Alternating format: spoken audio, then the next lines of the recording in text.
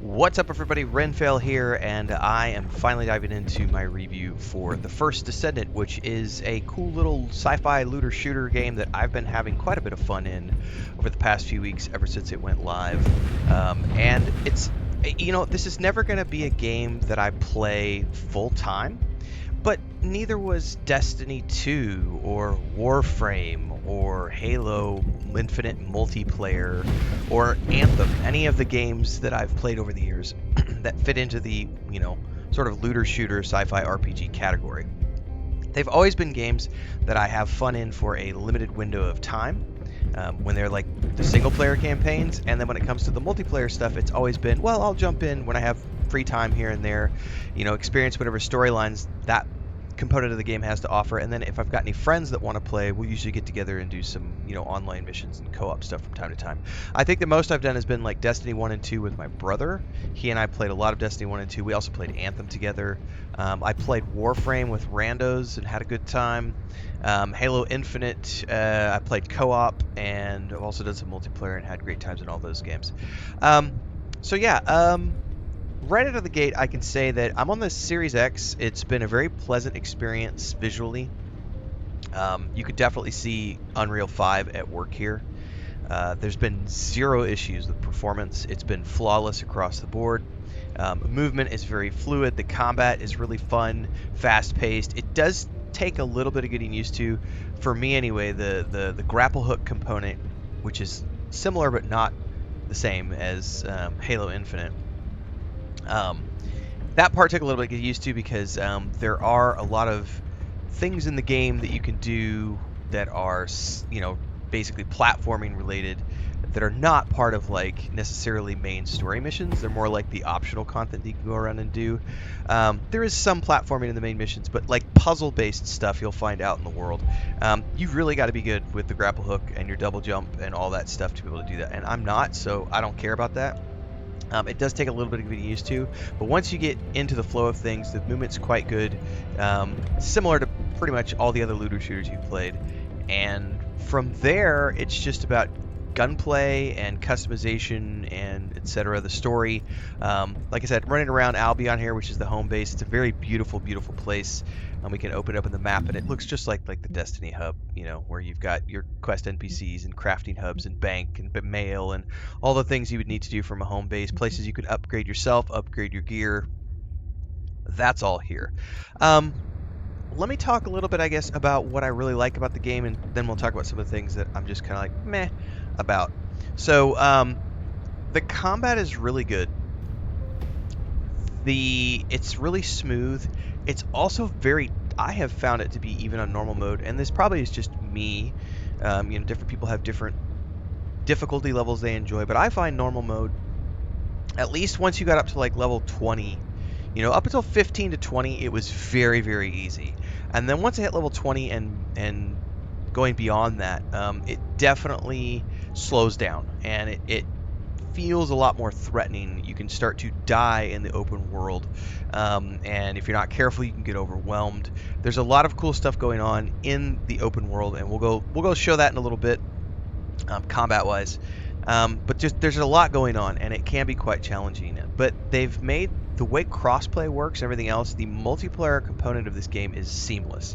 So you can be running around, and if someone is on the same mission as you, or you are on the same mission as someone else, and you're in the open world areas, you will immediately group up with them and share quest objectives. So there's no need to worry about any sort of mob scarcity or quest credit or anything like that. It's just like you can go to one of these zones here, like Kingston, Echo Swamp, Sterile Lands,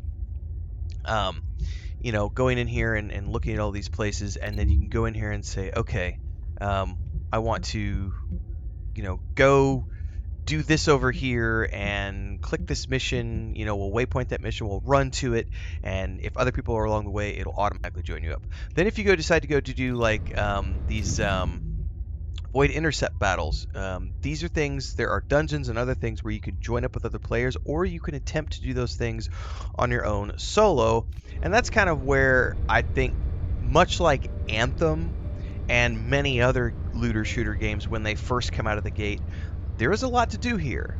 But when it comes to like the boss mobs, and sort of like I don't want to call it the end game, but the boss mob sort of big baddie, the way they do that with the constantly repetitive shoot the armor down, kill the boss, shoot the armor down, kill the boss, shoot the armor down, kill the boss. I think some people are calling it like the 3 ring or the 3 gem thing or something, 3 spheres. I don't really remember what it is.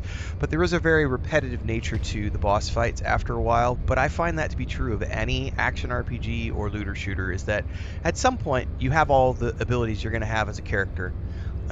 You've upgraded your gear, etc. And it's really just about repeating what makes your character unique in the way that you have spec'd your character and modified your gear. And everybody's going to have their own little unique version of that, but it's all going to be about the same repetitive, 5 or however many abilities there are, which we'll get to here in a little bit with the combat. So I like the combat. It's fun. It's fast-paced. It's really easy to do cross-play with other players, but it does get repetitive after long lengths of time. All the looter shooter things you know and love from looter shooters are here. There's tons of gun diversity. There's a weapon list you can go through. There's lots of different stuff. There's different types of ammos. You have the guns themselves, and then within the guns you have mods, and these mods you can level up. And this is the whole part of like the grind of getting your character where you want your character to be. Is not only getting really good guns and recrafting them and putting the stats on the guns that you want, but it's also about going in here and finding the best mods in the game for the type of game style, play style that you have, and modifying it with mods. And this is just done through gameplay. You grind gameplay, you get components, you use the components to upgrade your gear, and you go on. So there's all that. It's the same thing over here. You have a reactor. You have gear, basically. It's a reactor and external components. All of these are upgradable. And you can come in here and upgrade all these things. And if you don't like any of the things that are here, you can select them like so. And then you can choose to dismantle them. And that gets you the components that you would need to upgrade things if you're going to be doing the upgrading part of the game. There's also your character itself, who is the Descendant, and there are lots of different types. Matter of fact, why don't we go over to... It's one of these people over here, and I always forget which one it is. Yep, it's this person right here. We're going to run over here because one of the things in this game is that there are lots of different characters that you can play, but you have to unlock them through gameplay. And there's also, well, we'll get into that here in a minute. So let's just talk about that for a minute. When you start the game, you get 3 characters to choose from. I went with this guy right here, who is, hit the wrong one. This is Lepic, the final grenadier. So he has a melee attack he does, which is sort of like, that's his once every while thing. But his big thing is grenades. And I was like, I like grenade play. I'm going to choose him to start. There's a tank that you can choose at character correct. There's this guy that you can choose at character correct, select, character correct, character select. And then there's like an ice mage debuffer girl that you can pick. There's the 3 that you can pick. But once you get into the game, you'll unlock all the other ones. Everybody uses the same weapons, so you just choose what weapons you're going to use in the game. What makes you different is the base abilities of the characters, which are basically, it's really a couple of things. It's not that big of a deal, but then you customize all of that through the mods and everything else, and really get the play style that you want out of it. So once you get into the gameplay, you're going to come over here and talk to this NPC. Now what do you want? And we're we can research lots of different things here. We can research weapon material, enhancement material, descendant material. There's different things, weapons, so on and so forth. But the big thing that people look at is descendants, because these are all the descendants that you can unlock in the game and play as. And if you hover over each one, they have a credit cost, essentially 400,000, 900,000, whatever. But then they also have research material, which are things that are required to unlock these characters. So this is all done through gameplay, and there's a lot of different characters to choose from to fit the play style that you want. So I went with Lepic. You earn Bunny through gameplay. You earn other ones through gameplay. Ajax was like the guy that you could pick at the beginning if you wanted to be a tank, although I think it's this version of him, like the base version. And then the other one was Viessa. This is the girl you can start off with, and she's like a frost mage or whatever. So there's lots of different characters that you can choose from, and then outside of that, there is I gotta make sure I click on the right thing. The customization of your Descendant, and there are skins that you can get for the Descendant. There are sets of skins where all of these slots are filled, and then there are individual things where you can go in and customize anything you want with all these different items, which can be purchased. And this is where we get into the microtransaction cosmetic side of the game, which you absolutely do not have to do. It is a free-to-play game. You have no right to complain about microtransactions in a free-to-play game. You either participate or you don't. No one is forcing you. There's no box cost. There's no subscription cost. There is no fee required to play this game. So don't complain about them wanting to monetize their game with skins for the people who want them. End of story. But you can get different skins. There's also skins for your weapons. There's also skins for the way that your character spawns into the world. I'm using the fire one. Then there's grapple hook stuff. There's UI themes. There's the name cards, the Ikive skins, emotes. Lots of different ways for you to customize your avatar. There's also a battle pass for the people who want to participate in the battle pass. I am not. There's no reason. I'm just playing the game for fun from time to time. And if you want to do the premium version, you can. And then you get to the shop, where you could just go in here and find all sorts of different things that you want. You know, battle pass stuff, Descendant stuff, packages, limited skins, premium skins. This is, all these different types of makeup, cosmetic items and attachments. You can do whatever you want here, or not at all, because it's, in my mind, not something I will ever participate in. But I think it's cool that it's there for the people who want to, and a lot of people have, especially if you're on on my TikTok is where I see the most clips of this game, and it's mostly people who are playing around with the skins. And that gets us into the pros and cons of, this is obviously a game that caters to a certain audience, and it's the audience that really appreciates the waifu component. I will probably never go beyond playing Lepic. I think there's one guy in here I'd like who is let me see if I can do this here, because I don't remember if they show you the animation sequences here, and this is something I want to check out really quick. It's this guy right here, Blair. Yeah, I wanted to earn Blair. And he's about the only one I want. But the other ones, a lot of the female characters are extremely sexualized, and that's a trigger point for some people. For me, it's just one of those things. It's like, if you're going to play these types of games, you just have to understand that exists. You're going to have lots of, short skirts and boobs staring you in the face, and you have to be okay with that. If you're a prude, don't play this game. But understand that this is a very, I would say, anime-inspired, sort of waifu-inspired type game. And there's nothing wrong with that. But it just exists.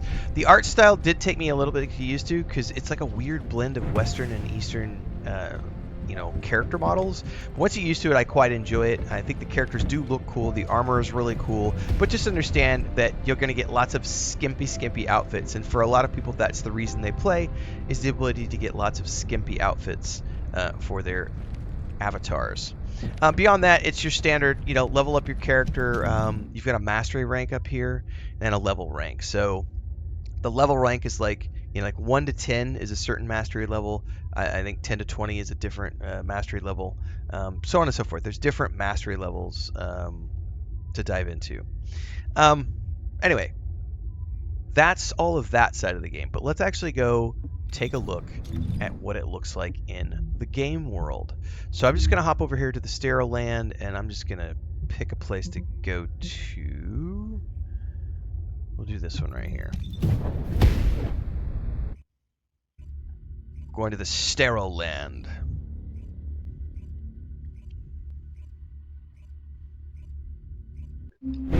Alright, I've spawned in. quick commercial break, everyone, to celebrate and give thanks to all of these amazing people who keep me on the air full time. Really appreciate the support. All you got to do is join as a member. You get access to private videos. You can also do super thanks on any upload or super chats and stickers on any live stream or premiere you see. And beyond that, don't forget we're multi-streaming over on Twitch now, so you can support over there as well. Thanks so much to everybody. Let's get back to the video at hand. Spawned into the safe spot. If you had quests, they would be here. There's a quest here we could do to replenish supplies. Why not? Why don't we do that? Sorry, that wasn't to replenish supplies. That was to replenish my supplies. I got herped over here. I was thinking this. This is the quest I was thinking of. Battlefield mission. Creeper's storage tank. It's a seizure missions. Estimated playtime 4 minutes or less. Monster levels are 12. And those are the rewards that I will get. So, that's about what? 4 minutes or less, a few minutes of our time. Let's go ahead and show off some of the combat of this game since we're doing the review. Sending info on mark. Target, bogus Kuiper storage tanks. Descendant, be advised, the storage tanks should not be detonated. The key objective is to disarm security and seize the Kuiper packs stored within. Vulgus used the rare metal Kuiper in a different way from us. Specifically, the way they process it causes massive contamination and contributes to the destruction of the environment in Ingress. Research to restore the environment is underway. To help this, you need to seize the Kuiper from the Vulgus. And if you can keep their commander occupied, even better. Alright, so this gets us into the open missions of the game. I'm going to start this mission here in a minute. Anyone who happens to be in the area could join and help me complete the mission. Otherwise, I got to do it myself, which can be quite challenging. The voiceovers in this game are really well done. The writing is pretty good. The main story is kind of meh, but also has moments that are genuinely fun. I've been having a lot of fun doing the storyline of this game, which is one of the reasons I will probably keep this game on the Xbox for quite some time, just because I find it very pleasurable to jump on for like an hour and just play through a mission or two. And then I go away and I play other things. It's a really easy game to jump into and jump out of, and you have your main missions, which are tied to the main storyline, and then once you've completed a mission, you can come back and redo it, which is what we're doing here. So somebody just joined the mission. Did you see that? Another player just joined.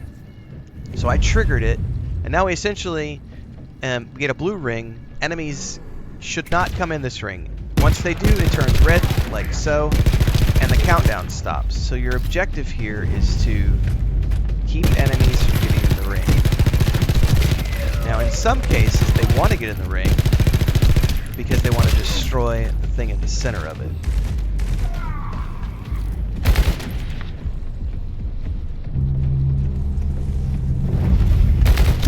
Of course, there's loot over there,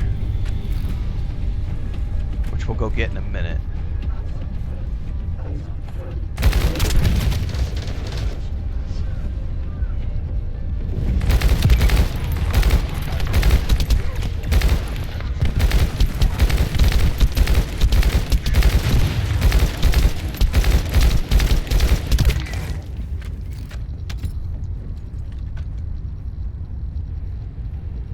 Pretty fast pace, as we can see.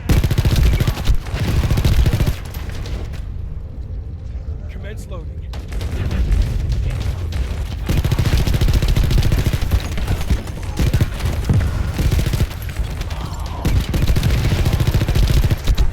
Suck it in.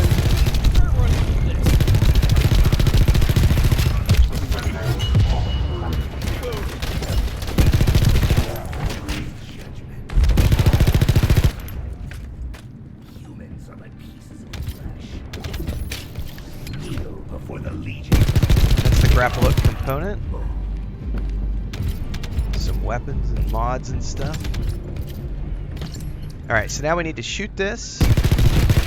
Blows it up. We're going to pick this mission component up. And now we got to go make a delivery. That's all ammo and health stuff on the ground. We're going to jump here. It's going to automatically deposit it. And then we repeat it over here. So all of the missions have different variant types. This is one of the many types of missions you will do. But if you notice, if you do this 4 or 5 times, it gets very repetitive. And so this is where I get into how the combat is fun, But at some point, as you're doing missions, you're going to start to run into an element of, oh, I've already done this before. But again, God of War does that to me. Like, I love God of War, the last couple of God of War games, and even those games are like, you know, at some point, you're going to be doing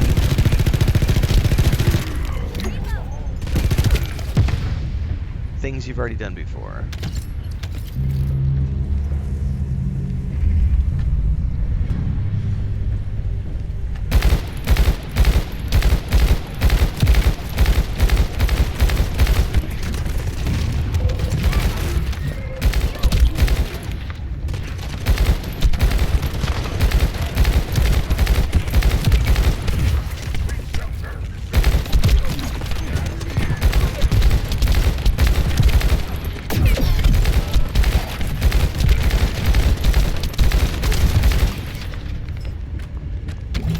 Buddy.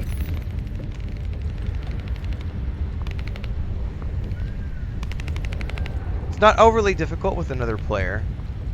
Doing this solo is definitely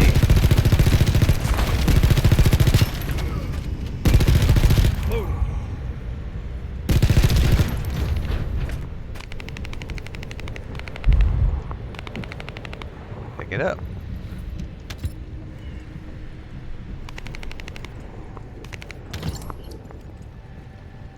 Make sure I get the loots.